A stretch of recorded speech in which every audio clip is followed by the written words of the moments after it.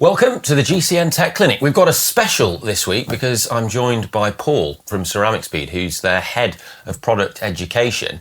So we're going to go into a deep dive on all things bearings, drivetrain efficiency, and all that stuff.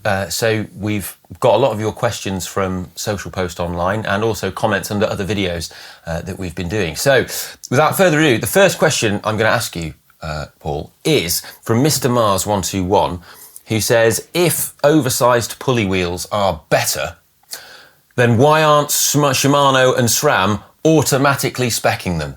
I feel like this is a question that a lot of people would ask of OSPWs. Yeah, definitely a question that we've gotten for years. And I think we can see now that it's actually, they are going that direction. The latest group sets off-road for Shimano and across the board for SRAM, those pulleys are slowly getting larger. So I think this shows the proof in the pudding that there's a validation to it. When SRAM and Shimano are creating group sets, it's for a global market, every continent, every rider everywhere, looking at huge volumes and numbers. CeramicSpeed has the unique ability that we get to focus on some small details and really put in the testing and the development for those small refinements. So we get to hone in on those tiny pieces instead of looking at an entire group set on the whole. And I think, if you look at the new, Explore SRAM group sets, the pulley wheels are way bigger now. Well, they're up to like 18... 14, 16, I think. 14, 16. But compared to when, if you look at Red from Red 22, well, they're teeny tiny ones. Those classic 11-tooth pulleys that, effectively is the same size round circle that the original, derailleur had when it was just, a guide ring. Yeah. So they didn't really change until, the last 10 or so years. And that's when the oversized pulley wheel system came out. Yeah. I mean, it makes sense to me. I just think, I was sort of thinking it's a cost-benefit analysis thing, isn't it? It's that thing of, if you look at the big group set manufacturers, they're probably in a similar boat to how we are when we're doing videos here at GCN. You could spend 100%, you could spend a lot of time getting a video to 100%, but that extra 20% of time that you'd spend on it isn't going to yield you the return that's worth the investment of time. So you sort of almost better getting something to 80%, and then I guess that's where you guys then come in for that final sort of bit of optimization. Oh, absolutely. Yeah. It's our true focus in those small details. Cool. Well, next question we've got from Nature for All, who says, how efficient is a 1x system compared to a 2x system? I've always wondered this, and I'm going to add on another extra bit, because I've heard a rumour that narrow, wide chainring teeth cause more friction. So how does 1x compare to 2x, and is that true? Well, on the is that true part, the testing that we've seen that we did with Friction Facts a few years ago is there's really not much measurable friction between the chain and chain ring so long as they're compatible in the first place. So if you get different roller sizes as the SRAM flat top chain uses, using that with an incompatible chain ring, you're going to run into some differences as well as added friction. But in general, using the right compatible parts, we couldn't measure much as far as that 1x interface, the narrow wide to a chain. But when we step out and we look at what are the friction producing mechanisms in a drivetrain, lateral chain deflection is a big piece of it, and then overall chain size. So, or chain ring size, cassette size, those kind of things. So you're looking anywhere from 1.5 to over 3 watts of a difference just between the chain ring sizes and the cogs in the rear. Larger cogs, larger chain rings are going to be more efficient. The chain has to bend less. Principles in oversized system in play. Whereas with a 1x system, you're maybe not going to run quite as large of a chainring up front, and then you're going to be, using a wider capacity of the cassette in the rear. And so getting those offsets, that deflection in the chain, especially if you're using a, a higher friction lubricant, then you're going to be seeing multiple watts of efficiency loss because you're affixed to that one chainring. So having those 2 chain rings there, keeping the chain in a more appropriate line and having the larger circumference to go around, you're talking multiple watts of difference in better efficiency in a 2x than a 1x system. Yeah. For mechanical efficiency. Aero, that's a separate story. A lot of different measures for aero and a front derailleur and so on, but talking mechanical efficiency, it is watts of difference there. So it's almost like if you were in it would sort of be if you were in a 40-10 gear, or something like that versus a 5413, 5414, or sort of roughly equivalent. Like you've got the same sort of speed and RPMs, but having a 2x system would be more efficient there, just in terms of if you're gear matching, because your chainring's smaller, your rear sprocket's going to be smaller. Yep, absolutely. I mean, just on that rear derailleur example, the 10 to the 13 or 14, there's a watt alone, and it's if it was perfectly aligned just for the chain to wrap around that cog. Yeah. So just having that larger cog in the rear, you pair it with that larger chainring up front. Your example there of the 4010 versus a 5313, that is going to be more than 3 watts of difference. Yeah, right. That's quite a lot if you're time trialing. It starts to add up because it's every single pedal stroke. So I've got loads of questions here. I've also got some of my own questions. So we recently visited CeramicSpeed HQ in Denmark, and we did some testing where it didn't get the result that I was expecting. Where we used a dirty chain and we were comparing it to a clean chain. And I just was interested from your side, like how does that result that we got compare to results that you would expect to see or typically see on a day-to-day basis in the lab? Because a lot of the viewers were like laughing at me and my idea of a dirty chain, and I had tried to get that chain really dirty, but the dirt just hadn't penetrated into the inside of the chain and really made it filthy. Yep. So what do you see when something is completely horrible? Well, I mean, as Michael referenced in some of the testing that we've done, that we've seen more than an 8-watt difference between a optimized broken end chain and something running, just an atrocious lubricant or, contaminated and dirty. So it's going to highlight, what contaminations got down into the chain. Even a really quality oil lubricant, if it's not too sticky on the surface, then you're going to keep a cleaner chain. It may look visually dirty, but if it doesn't get down in there between the rollers, the pins, the links themselves, then it's not actually getting to that point of causing that friction inside. Yeah. So, it was an eyebrow-raising one because, we talk about, how dirty a chain gets. Well, then we think about, is it dry or is it sticky or is it wet? Yeah. And the difference of a really greasy, oily chain where it just gets a paste going versus just being out in some sand and some dust. It's like, that's not clean, but it's actually not that worst case of how dirty it could be down inside. Yeah. And I think, well, the other thing as well is this wasn't in that video, but is that chain, after we'd caked it in the sand and stuff and run it like that, Michael checked it and it was ruined.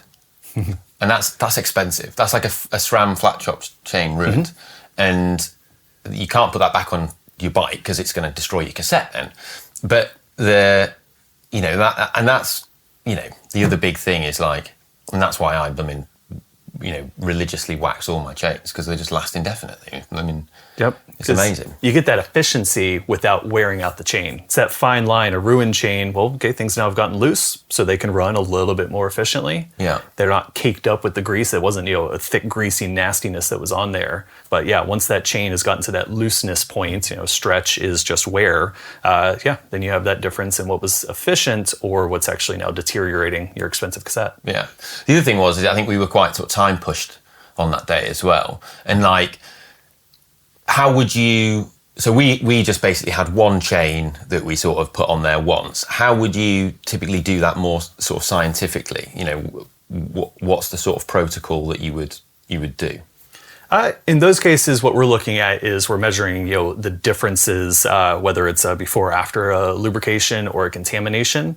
So we're working with a known baseline. Right. So that was kind of the biggest variable there was, what was that starting point? How did that chain compare against, a new optimized chain that was ideal, but perhaps hadn't gone through the same stresses, hadn't been worn into the point that it's on that razor edge of being worn out and now being going to the bin, but rather what is that known constant? So we have a few chains that are kind of the the precious metal that we keep as a known constant, so that way we can lubricate and test those variances with having that consistency throughout.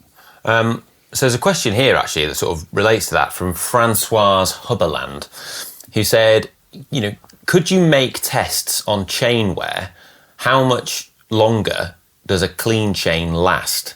And what he's asking to define what is a clean chain. Well, in most cases, that's going to be, something that, that doesn't have a level of contamination that's creating an abrasion and a wear to it.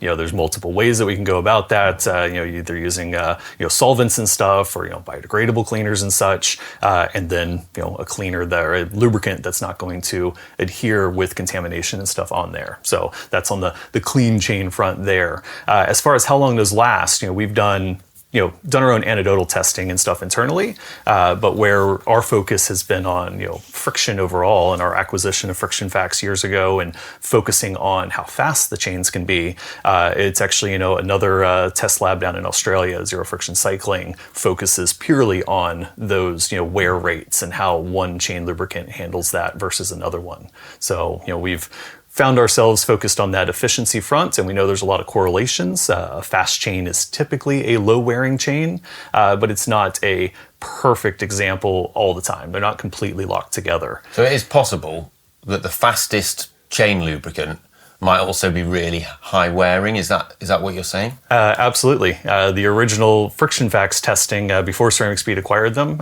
Jason Smith did a smattering of different just old wives' tales. It's how we got down the path of doing the wax. He validated that wax was fast. Del Papa extra virgin olive oil was a top 5 tested lubricant for efficiency.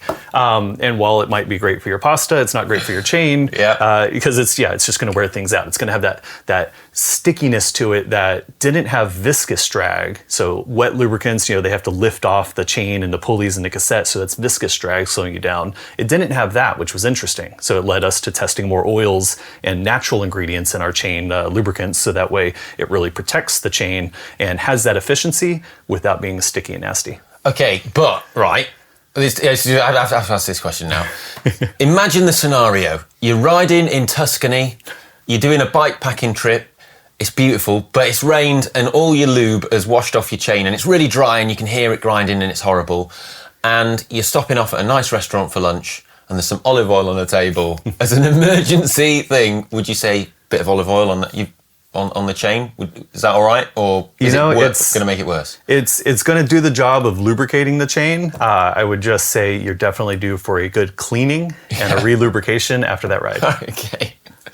There you go. Oh, that's good to know. I've got a question here from dnomyarg32, who I think has a really good question, which is about how drivetrain losses scale with power.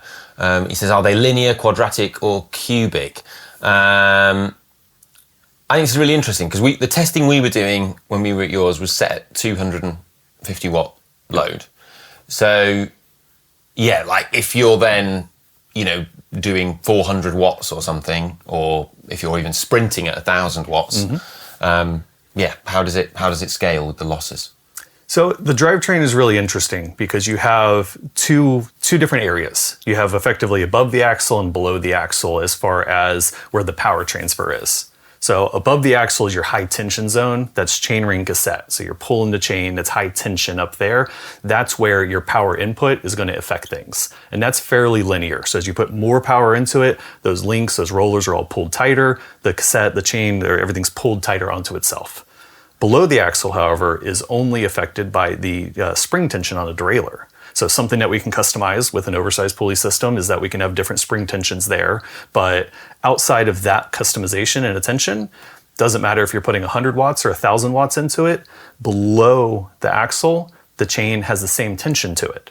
So overall, a drivetrain has 8 points of articulation for the chain. There's 2 above the axle, and that's coming off of the rear cassette when it goes from the curve to a straight, and then going onto the chainring when it goes from a straight to a curve. But then below, there's 6 more points of articulation coming off the bottom of the chainring, going around the lower pulley wheel on and off, going around the upper pulley wheel on and off, and then going onto the cassette. And also cassette as well. So those 6 points of articulation are a constant.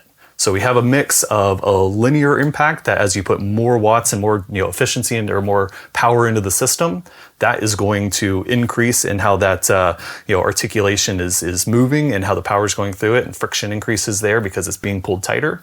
But then below it again, whether you're 100 or 1,000 watts, you're going to have that same level of impact. So a lot of these things, oversized pulley wheel system, we hear that people say, oh, it's for those top level riders. I'm not going fast enough for that. It's like, well, actually, as a percentage of your input, that is going to make a bigger impact for you because that's a constant. So whether you're just age group rider or if you're a top level racer, you have that same base level impact of a watt and a half or so minimum, that as the chain has to move through and zigzag back and forth through that cassette, that's irrelevant of your power input. It only comes down to rate of chain, so how fast the chain's moving through. Okay, so you mentioned there about the tension on the derailleur.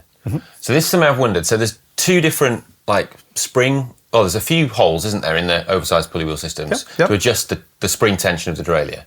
So why wouldn't you just put it, less spring tension is more efficient? Less spring tension will be more efficient because you have less pressure on the chain. So this is effectively like putting less power into the chain in the upper zone versus putting more power into it. If you're on the lower portion, and this is something, you gotta be real careful, but you can even just take a pressing down on the cage a little bit when the bike is in the stand, and you can see a difference between whether the chain wants to keep feeding, or you push down on that derailleur a little bit, and then it kind of auto feeds forward. And it's because we're removing that tension in the system and letting everything move through easier. So why wouldn't you just go that setting all the time? Well, that spring tension setting is really important for chain retention. So that's what's going to keep the chain, tracking on that front chainring, as well as making sure we hit those crisp shifts on the rear. So lowering that chain tension means that you're not going to be pulling the chain quite as taut when it needs to catch those shift ramps on the cassette. So all that very careful, meticulous shaping on the cassette, they need to lift the chain at the right point to shift through. If there's not enough tension, it's not going to catch those. It's going to give you poor quality shifting. So this makes me think as well, if your chain is too short, that's increasing chain tension. Absolutely. So that's increasing friction. Yep. So that also is a marginal loss. Exactly. So yeah, chain tension is the combination of chain length and spring tension in a cage. Right. There you go. So all these people who are going to shorten their chains for the National Hill Climb because they think it'll save a bit of weight. Well, I was kind of thinking about doing that. Probably not worth it. I'll give you a little free speed there. Thanks. So next question is from Atsuyagi 9670. So they've got a question which is about, again, going back to the idea of ring size, because that was the other big thing that we saw in the video that we did recently. That was the chain ring size seemed to make the biggest difference in terms of reducing friction in the chain and the system overall. So he's asking the question, does this mean that we should stay on the outer ring as long as possible, disregarding chain line? To a point. Okay. So we have opposing factors that are going on here. So you do have chain ring size as well as cog size, sprocket size in the rear. And then the other one is that chain line. So as the cogs and the chain rings get bigger, the chain does less work, that becomes more efficient. But as you get more offset, so you get that cross chaining effect, then you have less efficiency in the chain. So there's that magic crossover point. And this is where Jason Smith and Friction Facts did the testing. They found that on the 12-speed group set, you're going to find that ideal crossover somewhere between the 7th or 8th cog from smallest. So close to the top. It's not the middle, it's a little further up from there, but you don't want to go to that maximum cross chaining. So, because once we get to that maximum cross chaining, you're 52, you're 53 by a 32 or 34, you're so cross chained that you're actually a little bit better to be aligned and going to that smaller chain ring and a more moderate cog size. Right. So it's a fine balance there, but yeah, somewhere in that upper last third of the cassette would be that ideal shift over point. Okay. So this question here was from Wilderness Beast, who says they're talking about the difference that we saw within the sprocket size. And they make the point that 6 watts, that's huge, right? Even if the cassette was like a kilo heavier, then it would still be more efficient on the flat if you were gaining 6 watts out of your cassette, right? So then they're asking the question, this means it might actually be worth it to have a different sized cassette on the back that's much bigger and heavier than the sort of ones we're seeing that are say like 10 to whatever or 11 to whatever, 25, 28, that sort of thing. Do you think that we might see a change in how drivetrains look in the future with regards to cassettes, ring sizes?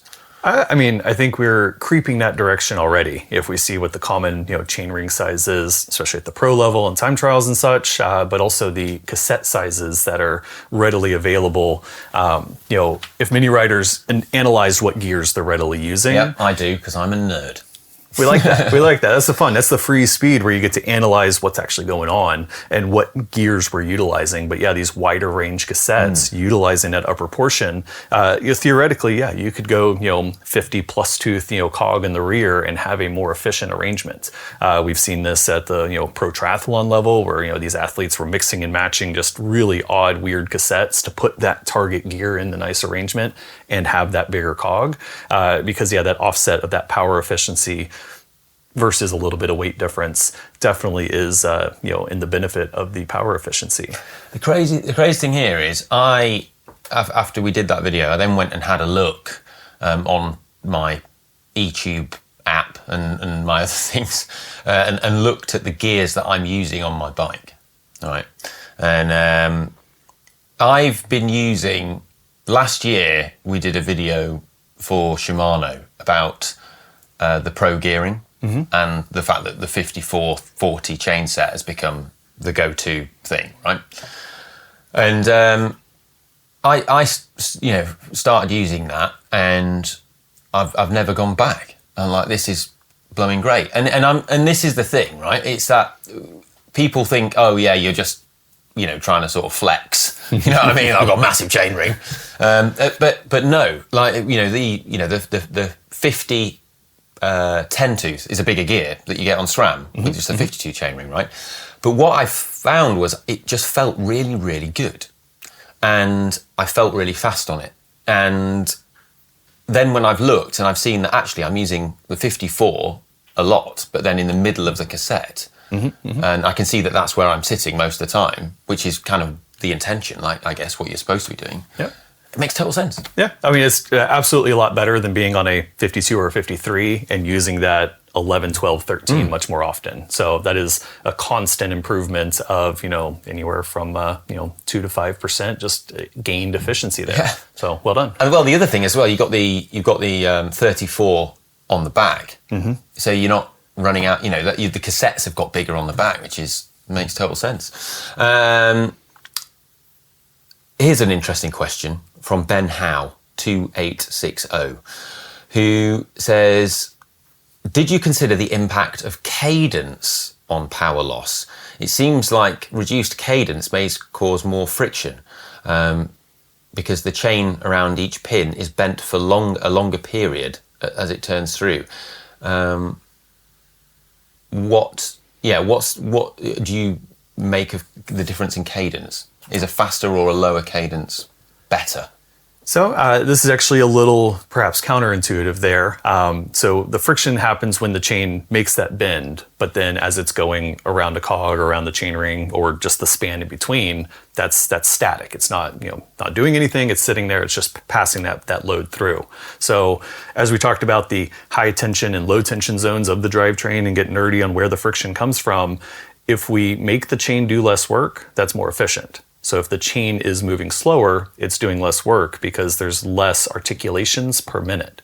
A standard drivetrain at 95 RPMs is 40,000 articulations a minute. So that's those 8 points of articulation as that chain is moving through. So doing fewer articulations, it's going to save you energy.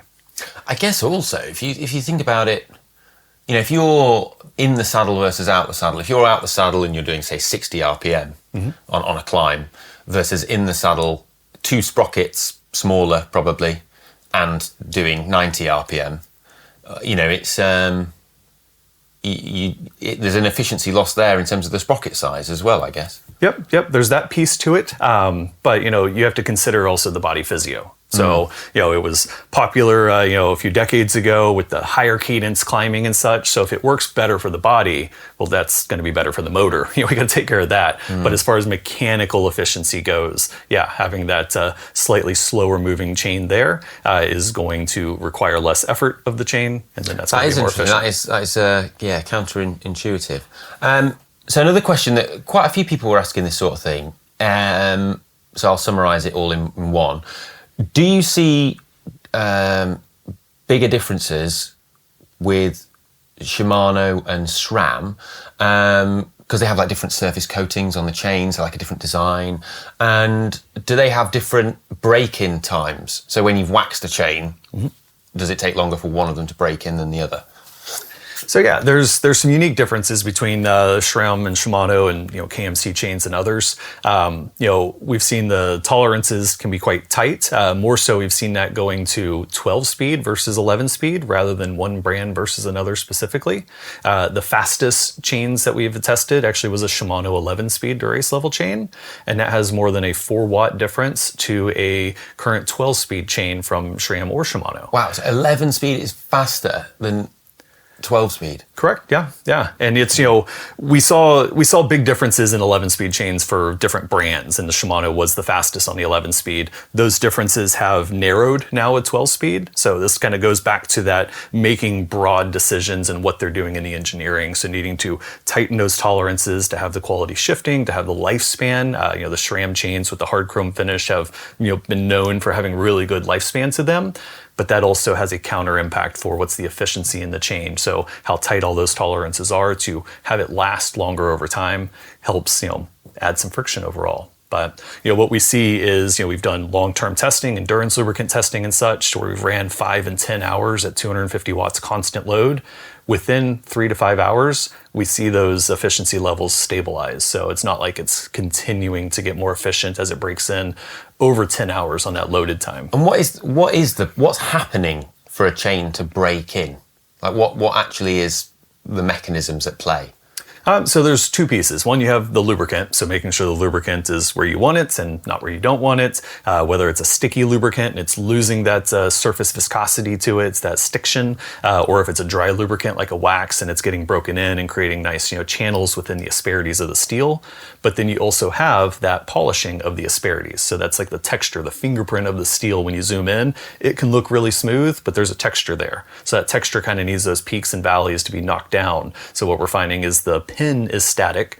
Then you have a roller riding on shoulders of the chain links themselves, so it's getting down into the small designs of the chain. And when they all get pressed together, they need that break-in time, so that way you get those kind of nice running grooves on the shoulders of the chain links with the roller on top, and that the pin is rotating nicely within those chain links themselves. Right. And so all of that kind of getting into its happy place. The factory's not doing that when they're pressing it together, covering it in a protective lubricant and getting it in the package. So this is sending my mind whirring now.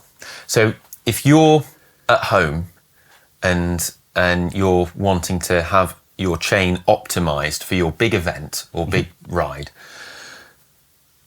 I'm sort of picking up from what things you're saying, but what would you advise people do? So I'm going to wax my chain, but I think what I might have done in the past and what other people would do is buy a brand, I've got this big event, I'll put a brand new chain on, freshly wax it, get it on the bike, break in the wax a bit.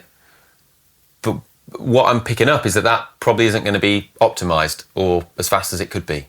This is correct. There's some variables at play there, but your chain, you're going to want to have it some break-in period there. So pre-waxed, kind of performance-ready chains will go through some level of a break-in process. Basically running the chain back and forth, making it do its bending motion there, getting all that set in. There's the wax treatment on the chain itself, getting that broken in and running nicely. But if you're taking care of this on your own yourself, you need to be mindful of your cassette and chainring wear versus the chain. Putting a brand new chain on versus worn up equipment, it's going to get poor quality shifting. But you could put a chain on, maybe when you're doing some of your turbo time and you're indoors in clean conditions, and just let that chain run in when the efficiency doesn't matter too much, and then have that waxed and ready and nicely broken in. So at least between 5 and 10 hours of use, that chain should be about as optimal as it's going to get. Right. Well, That's what I'm going to do then. Right, next question is from Miguel Angel Gutierrez Lucendo. A lot of names going on there.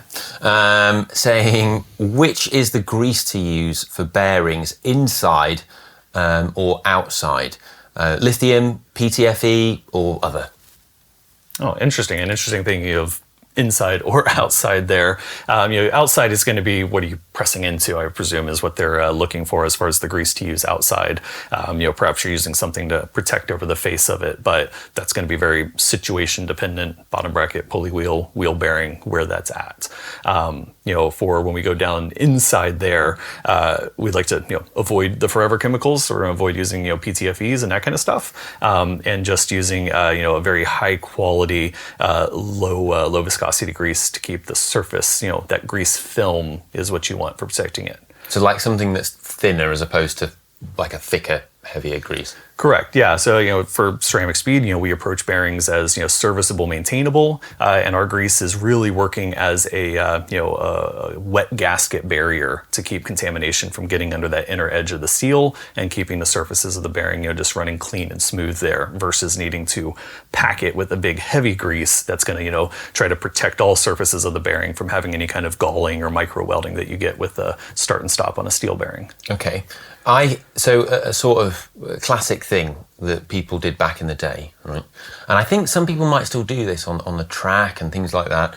I know Vincenzo Nibali used to have this done by his mechanic, is taking the seals off, taking all the grease out the bearings, and just banging sewing machine oil in there, because it's like super thin, light grease to make them just spin really nice. What's your take on that? So there's always going to be a limit to the lifespan of that, because if it is a really thin, grease or even oil, you take those seals away. We actually found that those seals help maintain the lubrication on the surfaces. So again, our good friend Jason Smith at Friction Facts did the testing, dove in on what is, the most efficient, lubricant to use inside of a bearing. And, we have a race day grease that we produce, and that one was actually faster with a quality seal in place. So you have light contact or full contact seals. So using the right seal helps, and then having that lubrication and making sure it stays where you need it to. So in that case, we're not looking about protection, but just lubrication. And the fastest thing we tested was actually a very light viscodynamic grease. So it went from a kind of a foamy grease consistency to an oil when it was under pressure, but making sure that that oil stayed in there. It's less than 1,000 kilometer of lubrication benefit, and you're going to need to re-protect it after that, but it gets in there and makes sure everything is absolutely as smooth as possible between the balls in the cage and then the balls rolling in the races. So following on from that, the other thing is I've heard in the past people think, you're saying the bearing runs better with the seals on. People say that seals contribute the biggest amount to the sort of the friction of a bearing. They can, yeah.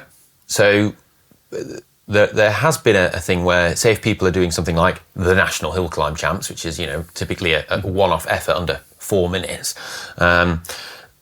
taking the seals off, or if maybe they've got a time trial that is their like big thing they've been working for their entire season or whatever, and they want to optimize themselves for that day, taking the seals off and running a bearing without seals.